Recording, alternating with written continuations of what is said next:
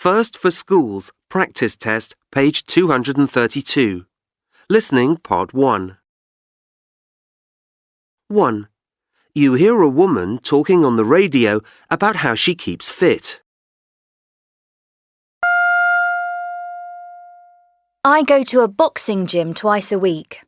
Some of my friends think I'm mad and say that it's a strange sport for a woman. But I don't agree. I watched Nicola Adams winning the gold medal in the boxing ring at the London Olympics, and although, obviously, I'm never going to be that good, I was full of admiration. She shows that boxing is not just about hitting people. She often compares it to chess, and I can see her point. It takes intelligence and tactics, which makes it great fun. And physically, it's really demanding too, and of course, a great way to keep fit. I don't think it's dangerous, as long as you're careful and you have the right training and equipment. I go to a boxing gym twice a week. Some of my friends think I'm mad and say that it's a strange sport for a woman.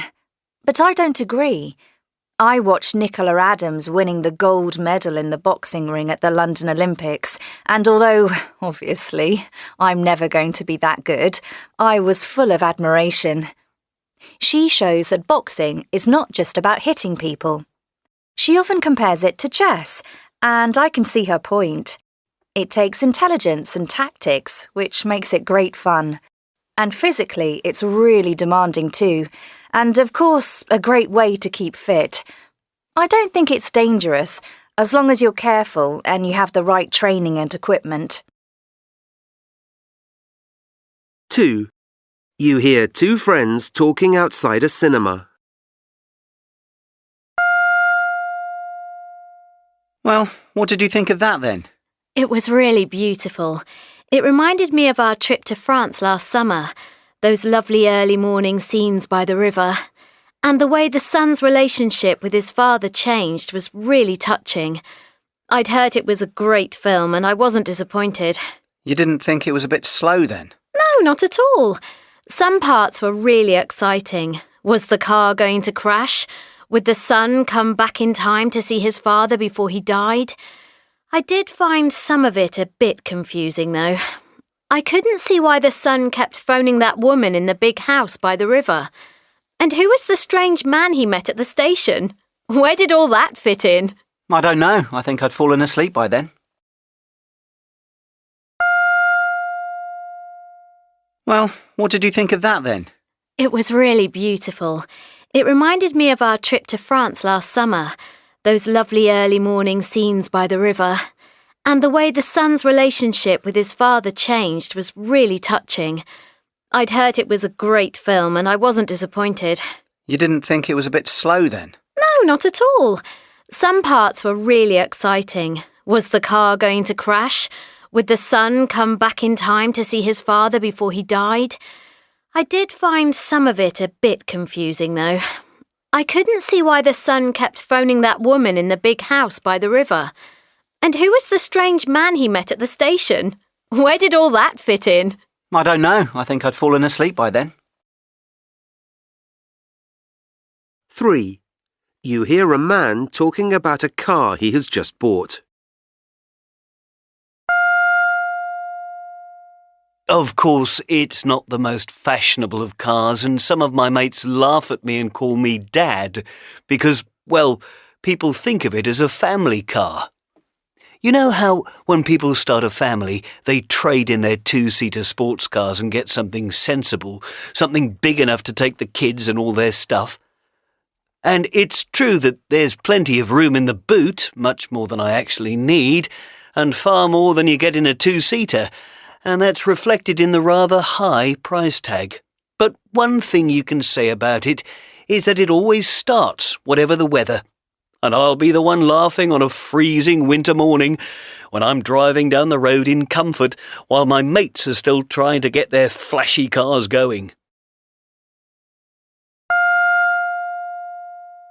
Of course, it's not the most fashionable of cars, and some of my mates laugh at me and call me Dad because, well, people think of it as a family car. You know how when people start a family, they trade in their two-seater sports cars and get something sensible, something big enough to take the kids and all their stuff? And it's true that there's plenty of room in the boot, much more than I actually need, and far more than you get in a two-seater, and that's reflected in the rather high price tag. But one thing you can say about it is that it always starts, whatever the weather. And I'll be the one laughing on a freezing winter morning when I'm driving down the road in comfort while my mates are still trying to get their flashy cars going. 4. You hear two people talking in a supermarket. Is that all you're buying? Yes, I think so. Why? Well, crisps, sausages, steak, cheese. Don't you ever buy fresh vegetables? No, not really. I like meat. I don't really like salads and things like that. But eating meat all the time is so unhealthy. To stay healthy, you need to eat more than one type of food. Besides, look at the cost of these things. For the price of this very expensive pack of steak, you could buy a whole basket of fruit and vegetables. But that's not what I like. I like steak. And vegetables aren't cheap either. All food is expensive these days. But at least buy decent meat. Look at these sausages. There isn't a lot of meat in them. This chicken is about the same price and it's much better quality. Maybe so, but these sausages taste so good, and that's what matters to me. Oh, I give up. Is that all you're buying? Yes, I think so. Why? Well, crisps, sausages, steak, cheese. Don't you ever buy fresh vegetables? No, not really. I like meat. I don't really like salads and things like that. But eating meat all the time is so unhealthy. To stay healthy, you need to eat more than one type of food. Besides, look at the cost of these things. For the price of this very expensive pack of steak, you could buy a whole basket of fruit and vegetables. But that's not what I like. I like steak. And vegetables aren't cheap either. All food is expensive these days. But at least buy decent meat. Look at these sausages. There isn't a lot of meat in them. This chicken is about the same price and it's much better quality. Maybe so, but these sausages taste so good, and that's what matters to me. Oh, I give up. 5. You hear a message on an answering machine. Hi, it's Tom. As I've reached your answer phone, I guess he must have left already. It was really kind of you to invite me, and I would really love to have gone. That film has been on my list of things to see for months. I'm really sorry, but I'm stuck in traffic. I know it's always busy on a Saturday, so I left in good time, but apparently there's a really big match on at St Mary's Stadium this afternoon. Saints are playing Man United, and that's why the roads are particularly bad. I could head straight to the cinema, I suppose, but I think the film will already have started by the time I get there, so it's probably best if I just turn around and go home. I'm really sorry. Let's get together for a meal or something next week. My treat. Hi, it's Tom. As I've reached your answer phone, I guess he must have left already. It was really kind of you to invite me, and I would really love to have gone. That film has been on my list of things to see for months. I'm really sorry, but I'm stuck in traffic. I know it's always busy on a Saturday, so I left in good time, but apparently there's a really big match on at St Mary's Stadium this afternoon. Saints are playing Man United, and that's why the roads are particularly bad. I could head straight to the cinema, I suppose, but I think the film will already have started by the time I get there, so it's probably best if I just turn around and go home. I'm really sorry. Let's get together for a meal or something next week. My treat. 6. You hear a public announcement. Could I have your attention, please? We regret to announce that the 4 o'clock ferry has been cancelled because of bad weather. We are expecting the winds to drop in about an hour, so foot passengers booked on the 4 o'clock ferry can travel on the 5:30 if they wish to do so. Those passengers with cars can also wait here until 5:30, but they will find it quicker to use the bridge over to the island. To get to the bridge, turn left out of the ferry port and follow signs to the A27 and Queen Mary Bridge. Anyone not wishing to travel on the 5:30 can get a refund from the ticket office located just to the left of the terminal building.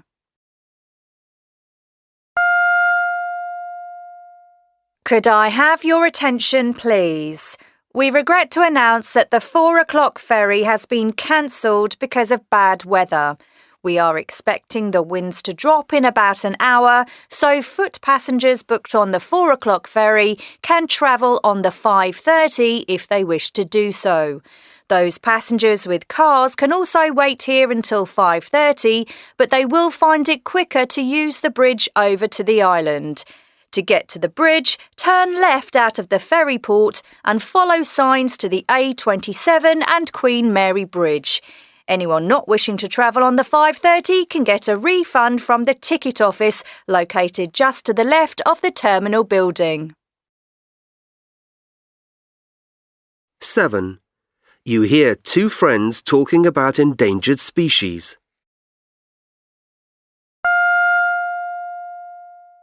I've just watched a documentary about the rainforest. Lots of animals and plants are at risk of extinction because people are destroying their habitats. It's very depressing. There are still plenty of animals left, so I don't really think there's anything to worry about. People don't need all those animals and plants, but they do need land for farming and for housing. People's lives are getting better, and that's the most important thing. I can't believe that you really think that. There are people trying to save endangered species, but there's no hope for the natural world unless everyone works together.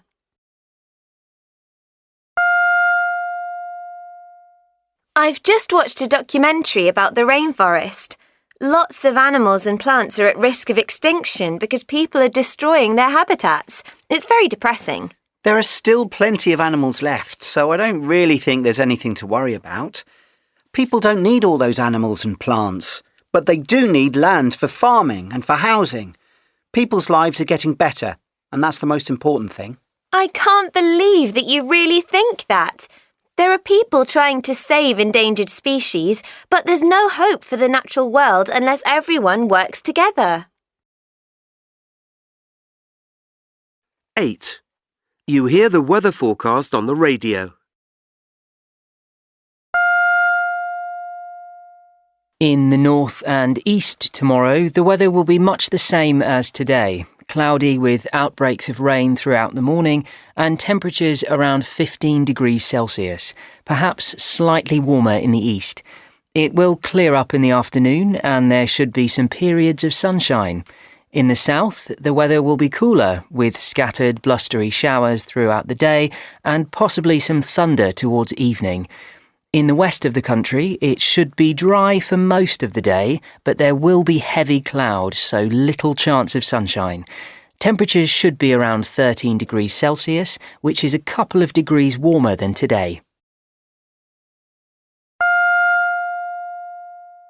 In the north and east tomorrow, the weather will be much the same as today. Cloudy with outbreaks of rain throughout the morning and temperatures around 15 degrees Celsius, perhaps slightly warmer in the east.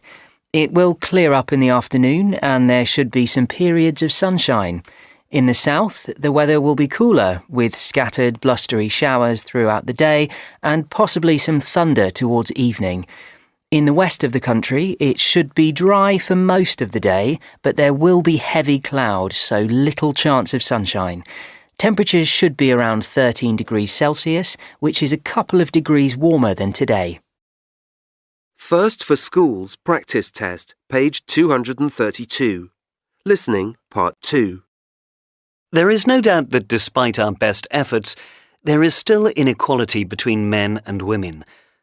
Dr. Javid Abdelmanem believes that the reason for this lies in the way we treat boys and girls in childhood. and he set out to prove this in an experiment with a class of 7-year-olds in a primary school in southern England. For a 6-week period, all the differences between the boys and the girls were removed to produce a gender-neutral classroom. A pink cupboard with separate sections for the boys' and girls' coats was repainted orange, and the children were encouraged to hang their coats in whichever part of the cupboard they liked. Mixed sports teams were introduced, and posters were put up with messages like "Girls are strong" and "Boys are sensitive," to counter perceptions that girls aren't strong and boys can't be sensitive and caring. Their teacher, who had the habit of calling the girls love or sweet pea and the boys fella or mate, was persuaded to address them only by their names. Dr. Abdel Manem believes that enforced gender roles begin at birth. Children's bedrooms are often decorated in blue for boys or pink for girls, and the clothes and toys that they are given, dolls for girls and more active toys for boys, all contribute towards persuading girls and boys that they are fundamentally different. Unfortunately, the sense of difference can contribute to a lack of self-confidence and self-esteem in girls and, for boys, to a sense that there is a certain way for them to behave and that any other way is undesirable. At the beginning of the experiment, the children were tested on their perceptions of the differences between girls and boys. Worryingly, many of the girls expressed the opinion that boys were somehow better than they were, and they were inclined to underestimate their own abilities. The boys, on the other hand, tended to overestimate their abilities and struggled to display any strong emotions apart from anger. One of the girls listed a hairdresser and a babysitter as suitable jobs for women. By comparison, one of the boys stated that suitable jobs for a man were a footballer and a captain of a ship. According to Dr. Abdel Manem, perceptions of low achievement for girls and high achievement for boys, being the norm, continue into adulthood and account for differences in pay and achievement between the sexes. He counters the claim that boys are stronger than girls by pointing out that, up until their early teens, boys and girls generally possess about the same amount of muscle. To demonstrate this, he gave the children a strength test. They took turns to hit a button with a hammer. If they hit it hard enough, a bell would ring. About the same number of boys and girls succeeded in ringing the bell. However, many of the girls had doubted beforehand that they would be able to do it, and some of the boys who failed to ring the bell became angry because they had been convinced that they would succeed. When the experiment ended, many of the changes Dr. Abdel Manem introduced were continued by the school, and there has been a noticeable change in the children's attitudes. The girls are more confident in their abilities and more ambitious. The boys feel able to express emotions without believing that they will be ridiculed. Time will tell if these changes continue into adult life, but at least the experiment has got them all thinking. First for Schools Practice Test, page 233. Listening, Part 3. Speaker 1. I had always believed that teachers had it easy. As far as I was concerned, they just taught from a book and enjoyed long holidays. It was only after visiting my old school that I realised just how hard a teacher's life can be. While I was there, I saw firsthand the vast quantity of work they have to deal with. Writing lesson plans, preparing exams, plus other paperwork. So a friend and I came up with an idea to make teachers' daily workloads much more manageable, and our company was born. It's an app that helps with planning lessons and assessment. It's now used worldwide by both primary and secondary school teachers.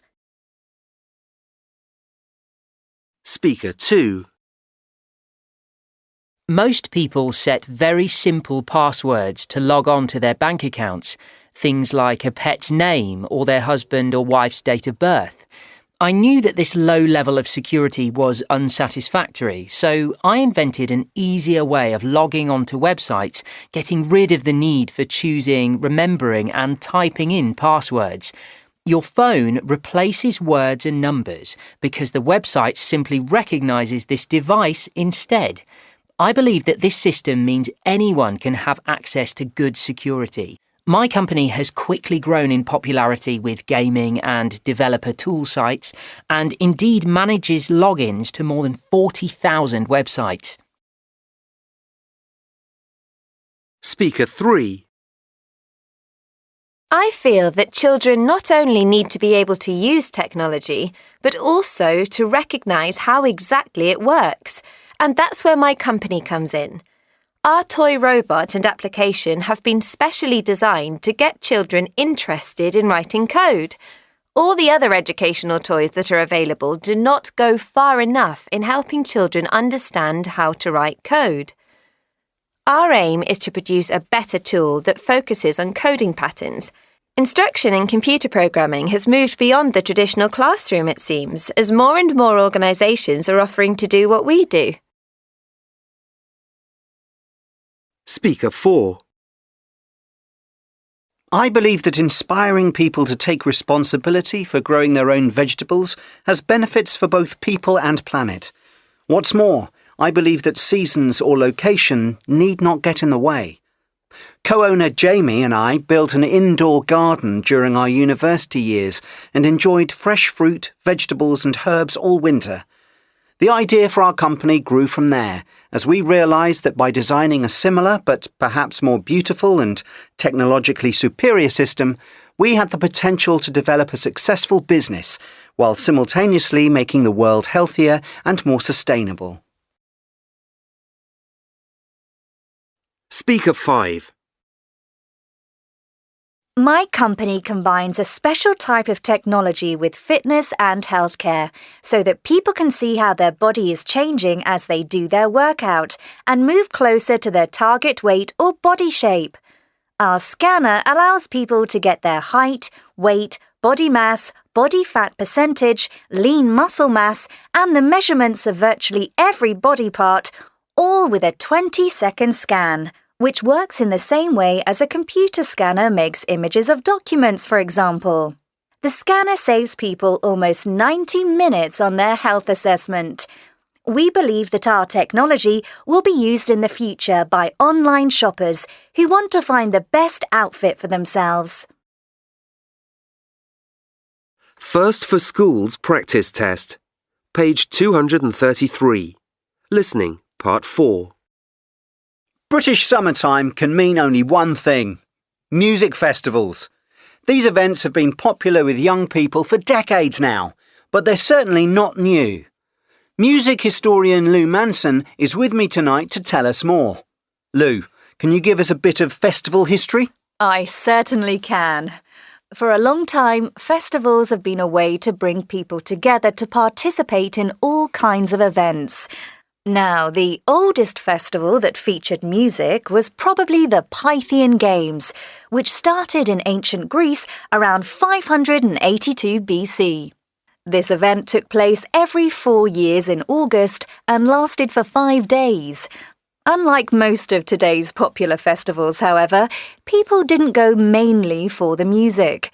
The Pythian Games had a lineup of very specific events that we'd probably be astonished at today. Sounds intriguing. Tell us more. Well, just to give you a quick summary, Day 1 involved sacrificing animals. The animals were killed in honour of Apollo, who was the god of music. Day 2 was devoted to eating the sacrificed animals to promote harmony and community among the festival goers. The third day was dedicated to music competitions, with the winners being given prizes. Then, Day 4 was Athletics Day, and Day 5, the final day, was set aside for horse racing. Right, so that's quite different from today's festivals. Can you give us some more recent history? Sure. Woodstock, which took place in the US from the 15th to the 18th of August 1969, is generally considered the most famous music festival in modern times. Woodstock was a one-off event, but it was legendary. I mean, you had acts like Joan Baez, Santana, Janis Joplin playing to a massive crowd of around 400,000 people. It certainly was legendary, but am I right in thinking that it wasn't the first of its kind? You are indeed. Here in the UK, the first Reading Festival took place in 1961, and the first Isle of Wight Festival happened in 1968. But the interesting thing is that, unlike Woodstock, the two earlier festivals still continue to this day. So too does the more famous Glastonbury Festival, which started in 1970. But in the 60s, 70s and 80s, there weren't that many festivals around, were there? That's true. It wasn't until the 1990s that festivals became so widespread. In fact, dozens of huge events throughout the UK established themselves in the 1990s and are still going. For example, Liverpool's Creamfields and the V Festival in Essex and Staffordshire. And those festivals are huge today, aren't they? That's right. Over 3.7 million people attended music festivals in the UK in 2015, and that figure is sure to rise as more and more festivals are set up. So why are they so popular? Is it just the music? The music is certainly what most people say they love best about festivals. The chance to see your favourite acts live at a huge event is an incredible experience. But you can do that at ordinary concerts too, surely? That's right. So what these festivals offer is a chance to hang out for days with your friends and to get to know people you'd never have met otherwise. People from all over the world. Precisely. And it's a huge change in lifestyle for almost everybody. Living outdoors in tents, eating together, sharing facilities. There's something about communal living that brings people together and helps them to form close bonds. I reckon it's that feeling of harmony and community that goes right back to the Pythian Games that keeps people going to festivals year after year. They're a great way for people of all ages to get together, aren't they? Well, I'm not sure about that. A number of festivals ban under fives, for example, and not many really old people attend them. But they certainly appeal to people of different generations and to all tastes in music. Lou, we're almost out of time. From School to Work, Units 1 and 2, page 246, Exercise 2. A steady job versus the gig economy. 50 years ago, lots of employees used to stay in the same job for their entire working lives. Most people would get a job for life at a reliable company and work exactly the same hours every day until they retired. Often people didn't consider changing jobs as it was seen as disloyal, and only self-assured people would choose to be self-employed. Nowadays, steady jobs still exist, but they have become much less common. It can be difficult to come across adverts for permanent long-term positions, while more organisations are choosing to offer short-term contracts or gigs. The gig economy consists of independent workers and self-employed people who do temporary or freelance work and change their employer frequently. The gig economy has been growing rapidly in recent years, and in fact today, over a third of US workers, about 57 million people, are part of it. Technology has been the main reason for this growing phenomenon. With a laptop or smartphone, anyone can work at any time from anywhere. In addition, companies such as Uber, Etsy and eBay mean anyone can do extra work to earn more money. Most people choose to do gig work because of the flexibility and freedom it offers, but some do it because they have no other choice. The gig economy is particularly popular in fields such as the arts and hospitality, where jobs and working hours aren't fixed. Giggers are able to set their own schedules and choose the type of work they do and who they want to work with. As they don't need to follow a company culture, they can also work in a way that best suits their needs and personality. Although it has never been easier to work as a freelancer, it also comes with many challenges. There are unsteady workloads, payment can be unreliable, and there aren't any company benefits, such as holiday pay or pension contributions. Loneliness can also be a problem for gig workers, especially for those who are extroverted. This is why many people now choose to do their work sitting in a public place, like a cafe, rather than at home. There has also been an increase in co-working, where independent workers share the same office space. In the gig economy, it's essential to train and keep up with industry trends in order to maintain a competitive edge. And finally, as gig workers haven't got a company to take care of them, they need to be self-disciplined and responsible. Gig work is often exciting, but the constant need to develop, improve and find work can become rather exhausting in time. From School to Work, Units 1 and 2, page 247, exercises 5 and 6. Today, we welcome School Careers Advisor Lisa to our programme. She's going to be giving advice to students about deciding on the right work experience. Lisa, what's your first piece of advice for our student listeners? Well, firstly, I invite you to immediately exclude the things you don't like. Then start thinking about what you're interested in. What activities have you been doing lately that you've really enjoyed? In particular, is there anything that you're passionate about that could become part of a career, such as coding or photography? Right. I agree it's important to enjoy what you do. Yes, and it's also a good idea to think about your abilities. What skills have you acquired and what subjects are you good at? For example, if you've always done well in IT and maths classes, how about considering work experience in the field of engineering or technology? Or if you are a good listener and have people skills, you could try work experience in education or social services. So, work experience should make good use of your interests and talents. But what else? Choosing the right career pathway is the most important thing. Which fields and organisations have you been considering? Are you more attracted to business or healthcare? Do you like the idea of working in communication and the media? Choose a field you find thrilling and then look up a company in that sector. What's your chosen organisation's mission statement? Try and find one which has values which you share. As the workplace has been evolving a lot recently, we don't really know what jobs will exist in 5 years' time. For this reason, it's a good idea to check out the newer or more unusual jobs in that industry. OK, what's the next step?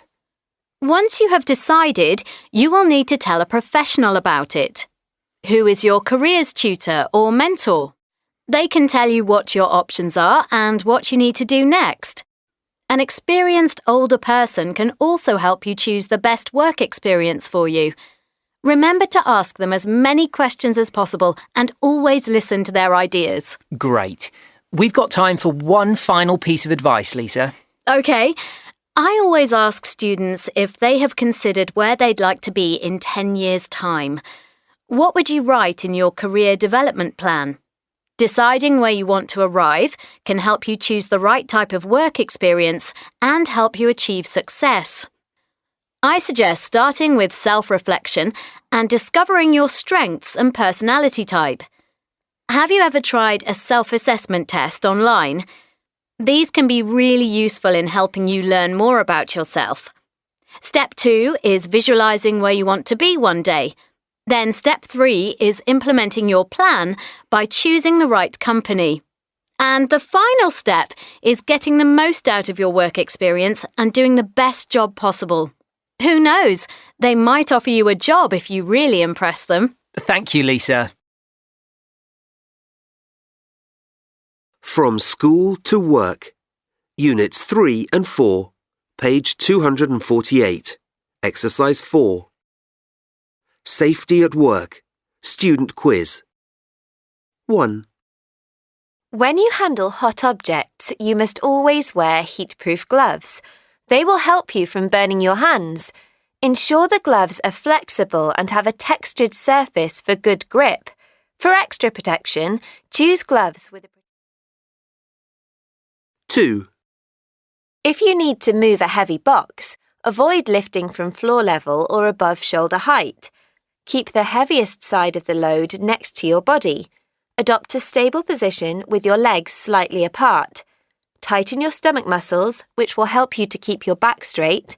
Look up and ahead and squat to the floor by bending your knees. Lift the box using a smooth motion and make your way. 3. If a machine has stopped working, it's hard to resist the temptation to get some tools out and fix it. However, machines can be very expensive, and by trying to fix them, you can cause more harm than good. Companies usually have maintenance people or a maintenance department tasked to deal with machine breakdowns, so get in touch with them and report the problem.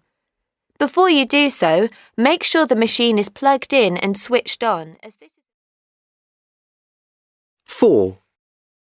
Businesses must have appropriate fire extinguishers located at identified fire points around the site. Larger companies need more than one fire extinguisher, and depending on the equipment they use, they may need different types of extinguishers. In the event of a fire, head straight to the case that employers must provide appropriate personnel and equipment to ensure that employees receive immediate attention if they are injured at work. This might range from first aid kits in smaller companies to trained first aiders and even first aid rooms in larger companies. Employers should carry out an assessment every month. 5. If you hear the fire alarm, you must evacuate the building immediately. Never assume the alarm is false or the result of a test. Grab your most critical personal items and walk to the nearest emergency exit. Never use lifts in the event of a fire. You could be trapped inside. After exiting the building, go directly to the designated assembly point. Don't re-enter the building under any... From School to Work, Units 3 and 4. Page 249. Exercises 6 and 7. I applied to do work experience in a hotel because I really want to work in the field of hospitality and tourism when I leave school. On my first day, I met my tutor in the hotel and she told me I ought to try work experience in lots of different areas, including the kitchens. My current role is kitchen porter and I'm working in a team with 3 chefs. My principal duties include keeping the kitchen clean and tidy and unloading deliveries of food. I had to have lots of important health and safety training before I started. For example, I found out how to lift heavy boxes correctly. As I am in charge of some basic food preparation, I learnt that I need to wash my hands well before I touch any food. I also found out how we have to store fresh and cooked ingredients, as there mustn't be any contamination. There are lots of strict rules about how to use the equipment too. For example, I mustn't take hot baking trays out of the oven unless I'm wearing special heat-proof gloves. Another task I have to do is preparing the vegetables. Yesterday, I had to use a very sharp knife while I was chopping some sweet potatoes, but I was taught how to hold it properly and I managed not to cut myself. I had a little accident the other day. I was making tea for the chefs when some boiling water fell onto my hand. I immediately reported the accident to the head chef, who's responsible for the kitchen. She contacted the health and safety representative, who said I needed my hand checked by the first aid specialist. He said it wasn't a serious injury, so I just did some observation that afternoon. Normally, a kitchen porter has to work evening shifts, but for my placement, I work from 8 a.m. until 2 p.m. Of course, I'm not allowed to do any overtime. I'm enjoying my experience in the kitchen, but this time next week, I'll be working as a receptionist, taking inquiries and welcoming guests. I can't wait! From School to Work, Units 5 and 6. Page 250. Exercise 2. How to be the best placement student ever. Congratulations on your placement. You're probably a bit worried about it if this is your first work experience. But these top tips will provide you with everything you need to make a great impression on employers. Find out about the company before you arrive. Prepare for your experience by researching the organisation and department where you're going to work. Find out the company dress code, language and values before you join. Make sure you study the website and social media pages for any news and recent activities. Prepare for your commute. Find out where you'll be working. Then calculate how to get there. Unless you're going to a place which is near to your home, you'll need to study online maps and transport networks. If you're travelling by train or bus, have a Plan B route in case something goes wrong. Know your goals in advance. When you first meet your company tutor, you'll probably talk about your objectives. Consider what you hope to achieve during your time at the organisation. If your work experience is less than 30 days, focus on finding out all about the job. And if you're spending more time there, you can concentrate on developing this knowledge further. Start off on the right foot. You're going to be meeting lots of new people, and you'll want to make a good first impression. Craft a great introduction by writing a short personal elevator pitch and learning it by heart. Just try not to look like you have memorized it. Be responsible for your experience. Remember that you are there to learn. Try to observe and recall as much as you can from the start, and ask loads of questions. Your team members have valuable experience and knowledge. By writing everything down in your journal, you'll take more in and reflect on your experience much more effectively.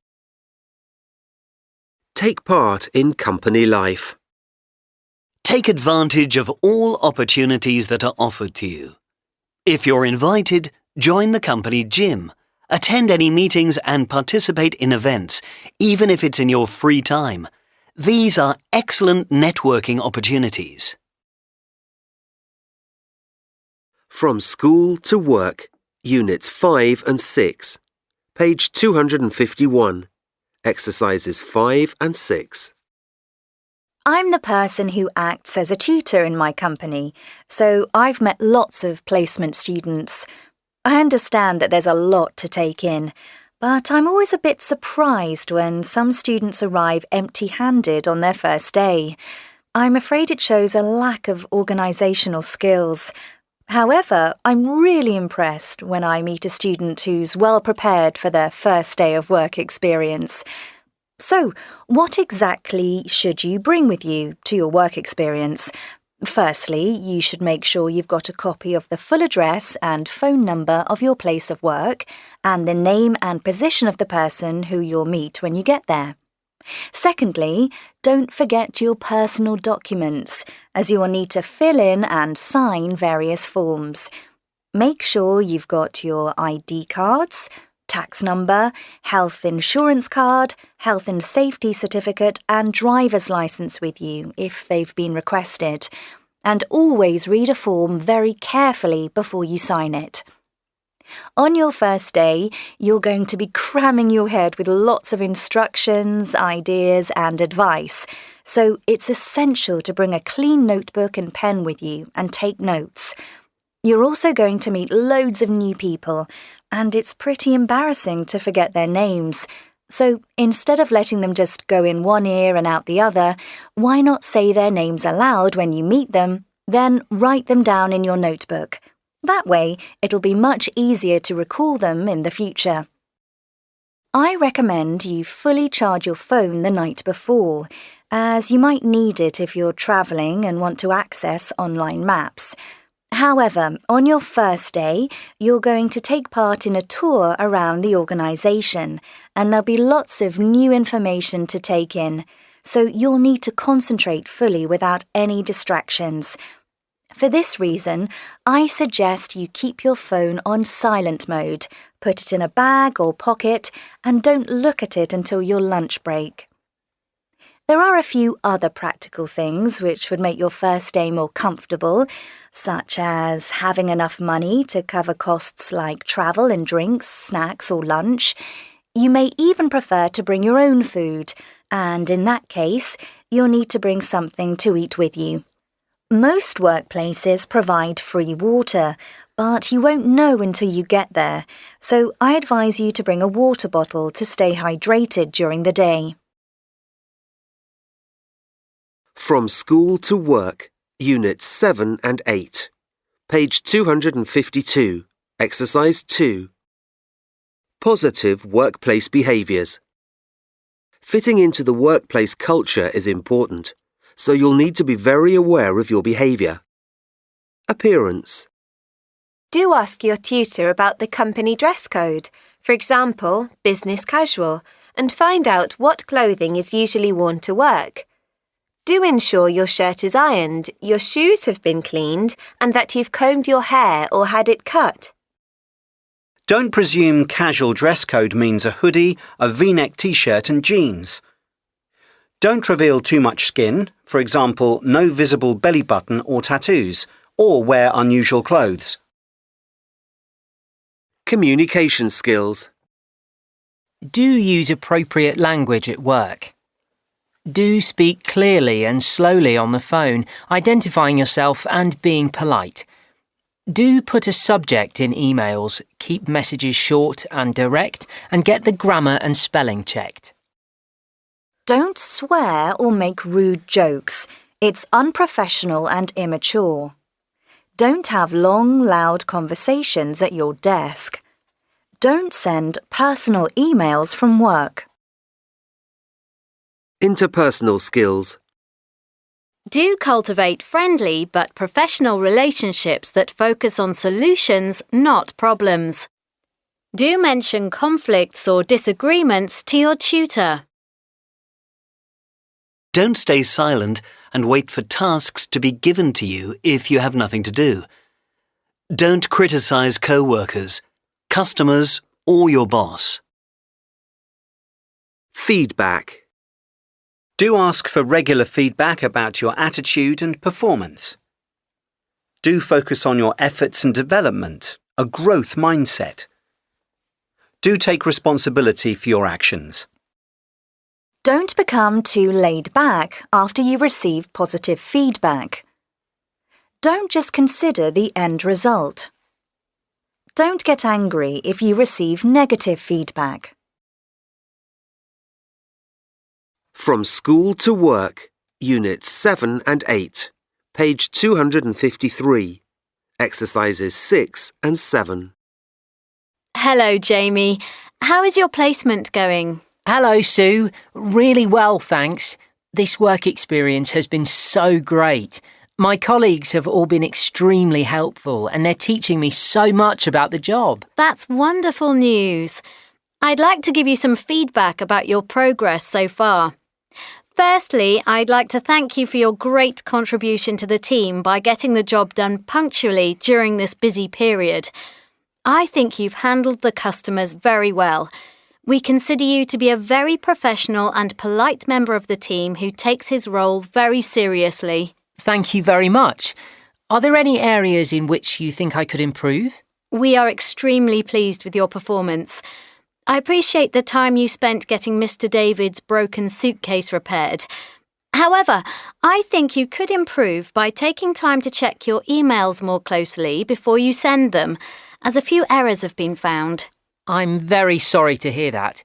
How would you approach this if you were me? Well, one way would be to ask an experienced colleague to read the email and make suggestions for improvement.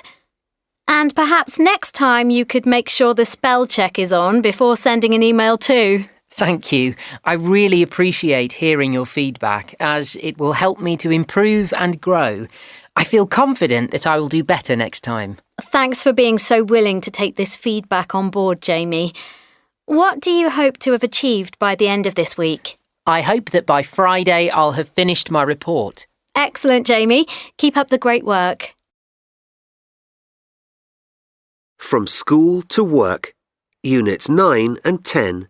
Page 255. Exercises 5 and 6. So, Kate, now that you've finished, please tell me, what did you really enjoy doing? I absolutely loved all my work experience at the online magazine, but I particularly liked working as an assistant journalist. I'm pleased to hear that. What were you especially good at doing? Well, I think I was especially good at writing press releases, but the task I most enjoyed was writing articles. I see. Now, I know that not all aspects of work are enjoyable. Was there anything you didn't like and never want to do again? Yes, to be honest, I didn't enjoy the paperwork because it was really boring. I was asked to tidy loads of documents into folders. Unfortunately, I felt like that task wasn't relevant to my passion for writing. I understand that fully. What skills did you learn that you'd like to develop? I've learnt how to handle a company's social media accounts, and I'm keen to apply that knowledge further. Good. Is there anything you wish you'd done more on the placement? Yes, I wish I'd been more sociable from the start. I'm quite shy, so I didn't speak to anyone at first. However, when we started talking about journalism, I found we had loads in common and made some real friendships. That's nice. Is there anything you wish you could have learnt more about? I came away thinking if only I could have found out more about how to become a journalist. Do you wish you had done anything differently? Yes, I do. Although I'm excellent at writing, I realised I am too slow. This experience has encouraged me to take a course in time management. I now understand how important it is to my career. That's great news. Tell me something. If you could work or study anywhere, where would you choose? Well, I'm definitely going to do a degree in journalism at university. After that, I hope to become a freelance journalist and work for all the top fashion magazines. Interesting. And my last question to you is, if money weren't important, what job would you choose? This experience has taught me that my real strength is writing, but I wouldn't be a magazine journalist. I'd become a novelist instead and write the story of my childhood. Vocabulary Extension, Unit 1, page 256. Exercise 1. 1, Pay somebody a compliment. 2, Make a great impression. 3, Break the ice. 4, Have things in common. 5, Be yourself. 6, Give somebody your full attention. 7, Hit it off with somebody. 8, Get on somebody's nerves. 9, Come across as friendly. 10. Make a comment. Vocabulary Extension, Unit 2, page 256. Exercise 1. Films, Cast. Film franchise. Lead role. Soundtrack. Stunt. books, Chapter. Illustration. Memoir. Reader. films and books, Award-winning. Based on. Plot. Set in. Sequel. Storyline. Vocabulary Extension, Unit 3, page 257. Exercise 1. 1, Stand out. 2, Work under pressure. 3, Problem solve. 4, Multitask. 5, Be goal-oriented. 6, Be a team player. 7, Pick something up. 8. Be a self-starter. Vocabulary Extension, Unit 4, page 257, Exercise 1. 1, You sweat when you're hot. 2, You sneeze when you have a cold or when there's a lot of dust or pollen. 3, You yawn when you're tired or bored. 4, You shiver when you're cold. 5, You scratch areas of skin that itch because of insect bites, for example. 6, You sigh when you feel sad, disappointed, or relieved. 7, Your muscles might ache after you've worked out at the gym.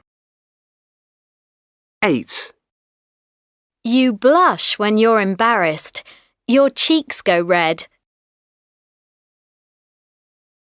Vocabulary Extension, Unit 5, page 258, Exercise 1. 1, Poisonous. Toxic. Venomous. 2, Survive. Continue to live. 3, Disguise. Change appearance. 4, Tail. Body part that extends from the backbone.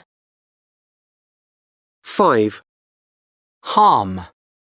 Hurt. 6, Bug. Insect.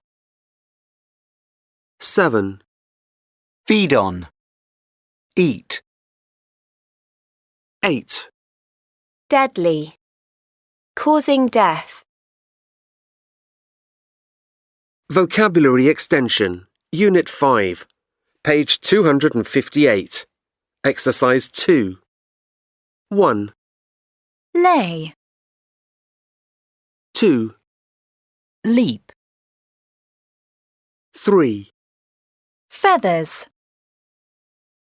4, Cute. 5, Pray. 6, Swallow. Vocabulary Extension, Unit 6, page 258, Exercise 1. 1, Degree. A qualification for completing a university course. 2, Vocational qualification. Work-related course for practical job skills and knowledge.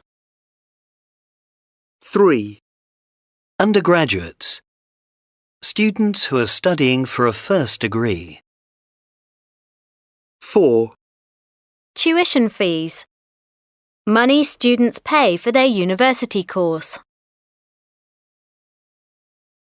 Vocabulary Extension, Unit 6, page 258, Exercise 2. 1, Students who cheat in exams will automatically fail and may face other serious consequences. 2, My brother decided to drop out of university in the first year. Despite this, he went on to start a successful IT company. 3, First-year undergraduates will have to listen to about 10 hours of lectures per week. 4, If you don't pass the exam in the summer, you'll be able to retake it in the autumn. 5, You won't have to start paying off your student debt until you start earning money. 6, After getting good grades in my exams, I was fortunate to win a scholarship. Without the money, I could not have afforded university. 7, I'll graduate from university next summer. I haven't decided on a career yet, but I'm considering becoming a research scientist. Vocabulary Extension, Unit 7, page 259, Exercise 1. 1, Ear. Play it by ear. Lend an ear. Turn a deaf ear to. 2. Heart. Have a change of heart. Have a heart of gold. Break somebody's heart. 3. Leg. Pull somebody's leg. Break a leg. Cost an arm and a leg. 4. Shoulder. Have a shoulder to cry on. Give somebody the cold shoulder. Have a chip on your shoulder. 5. Fingers. Have sticky fingers. Slip through somebody's fingers. Keep your fingers crossed. Vocabulary Extension, Unit 8, page 259. Exercise 1. 1. Strike. E. 2. Trip over. G. 3. Run over. H. 4. Drown. A. 5. Knock out. D. 6. Slip. B. 7. Food poisoning. F. 8. Wasp sting. C. Vocabulary Extension, Unit 9, page 260, Exercise 1. 1. Tell. Tell me about it. You can never tell. I'll tell you what. Only time will tell. 2. Ask. Don't ask. You may well ask. I ask you. You asked for it. 3. Say. You don't say. Say no more. Just say the word. You can say that again. Vocabulary Extension, Unit 9, page 260, Exercise 2. 1. My boss told me I had to work at the weekend. Tell me about it. 2. My mum bought me the latest iPhone. You don't say. 3. Please, I really want to go out this afternoon. I'll tell you what, you finish your homework and then you can go out. 4. Warren broke up with me on Sunday. Well, you asked for it. You shouldn't have gone out with Bill on Saturday. Vocabulary Extension, Unit 9, page 260, Exercise 3. 1. The exam was so difficult. Tell me about it. 2. What has happened to your hair? Ugh, don't ask. 3. Would you talk to her for me? Just say the word. 4. Has the treatment been successful? Only time will tell. 5. I need to mow the lawn, but my back is too sore. Say no more. 6. How can he afford a 6-bedroom house and a Ferrari? You may well ask. Vocabulary Extension, Unit 10, page 260, Exercise 1. 1. Reading spoilers before you watch a programme can make it less enjoyable. 2. The BBC stopped broadcasting TV programmes during World War II. 3. Some people check their friends' status updates many times a day. 4. Do you tweet your opinions when watching breaking news? 5. Catch-up TV is convenient for people who lead busy lives.